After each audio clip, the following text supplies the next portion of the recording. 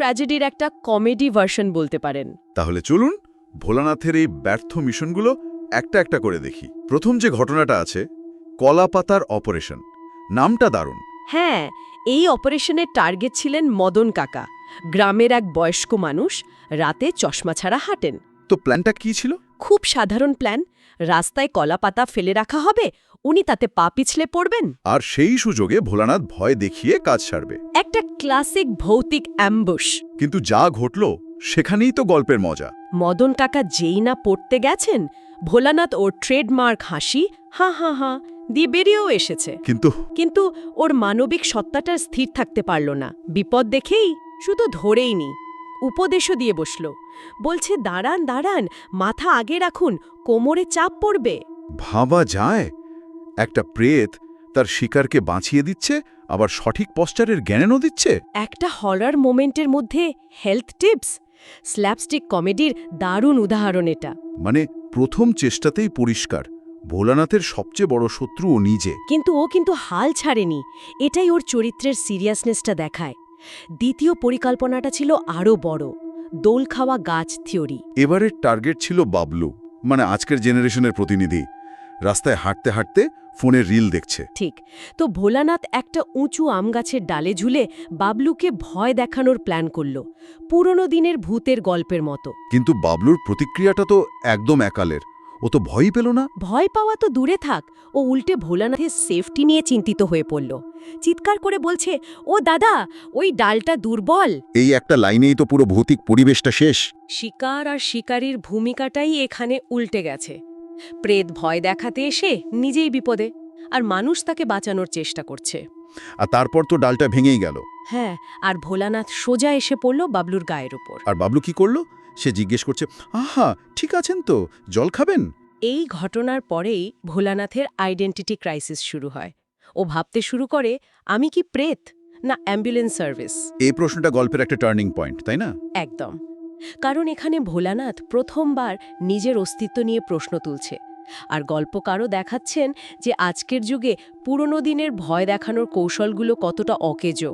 ঠিক, বাবলুর কাছে ফোনের স্ক্রিনটা একটা ঝুলন্ত প্রেতের চেয়েও বেশি ইন্টারেস্টিং। দুটো ফিজিক্যাল অ্যাট্যাকে ফেল করার পর ভোলানাথ এবার স্ট্র্যাটেজি বদলালো। এবার সাইকোলজিক্যাল অ্যাট্যাক। ভয়ঙ্কর আয়না কাণ্ড। হ্যাঁ, এটাও ভূতের গল্পের একটা খুব কমন ট্রিক, আয়নার ভেতর থেকে ভয় দেখানো। ওর টার্গেট ছিল রিনা, যে আয়নার সামনে চুল আছড়াচ্ছিল। কিন্তু এখানেও যা হলো, মানে রিনা তো ভয়ই পেল না। ভয় পাওয়ার বদলে ও ভোলানাথের চোখের নিচে ডার্ক সার্কেল দেখে টেনশনে পড়ে গেল। ওর প্রশ্নটা ছিল, ওমা এত ডার্ক সার্কেল কেন, ঘুমান না? এই একটা কথায় ভোলানাথের সব ভয়ঙ্কর রূপ শেষ। আর ভোলানাথের উত্তরটা তো আরও ক্লাসিক। ও নিজের প্রেতসত্তা ভুলে গিয়ে উপদেশ দিয়ে বসল, আপনি রাতে ফোন কম দেখবেন, চোখ ভালো থাকবে। মানে একটা বিউটি টিপস দিয়ে দিল। ঠিক। এটা শুধু কমেডি না, এটা আজকের জীবনের একটা ছবিও। আমাদের ভয়গুলো আর ভূতপ্রেত নিয়ে নয়, আমাদের ভয় এখন ডার্ক সার্কেল, স্ক্রিন টাইম, ঘুম না হওয়া, এইসব। আর সবশেষে রিনা যখন ওকে কাকু বলে ডাকলো, ওটাই ছিল শেষ পেরেক। একজন ভয়ঙ্কর প্রেত থেকে সোজা কাকু। ওর তো আত্মসম্মান আর কিছু বাকি রইল না, হতাশায় আয়নার ভেতরেই বসে পড়ল। আচ্ছা, পরপর 3 বার ব্যর্থ। ভোলানাথ এবার আরও মরিয়া। এবার একটা ক্লাসিক প্ল্যান নিল। বিছানার নিচে লুকিয়ে থেকে পা টেনে ধরার প্ল্যানটা, এটা প্রায় অব্যর্থ কৌশল ধরা হয়। বিছানার নিচের মাস্টার প্ল্যান।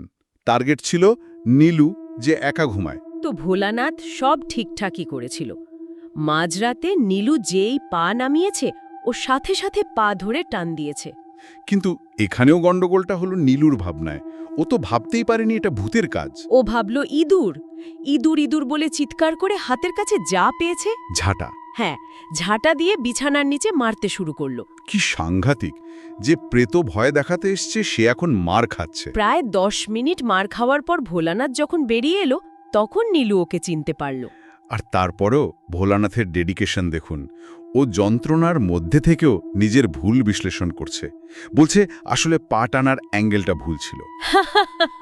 মানে ও নিজের পারফরমেন্স নিয়ে কতটা চিন্তিত। এই ঘটনাটা দেখায় যে ভোলানাথ চলছে ভূতের গল্পের নিয়ম মেনে, কিন্তু গ্রামের মানুষ চলছে তাদের নিজেদের জীবনের যুক্তি দিয়ে। একদম। তাদের কাছে বিছানার নিচে একটা প্রেত থাকার চেয়ে ইঁদুর থাকাটা অনেক বেশি স্বাভাবিক ঘটনা।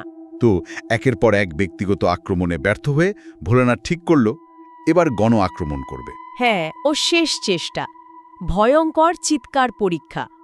ভাবল একা একা কাজ হচ্ছে না, এবার পুরো গ্রামকে একসঙ্গে ভয় দেখাবে। তো গভীর রাতে ও সর্বোচ্চ শক্তি দিয়ে ওহো করে চিৎকার করল। আর গ্রামের সবার ঘুমও ভেঙে গেল।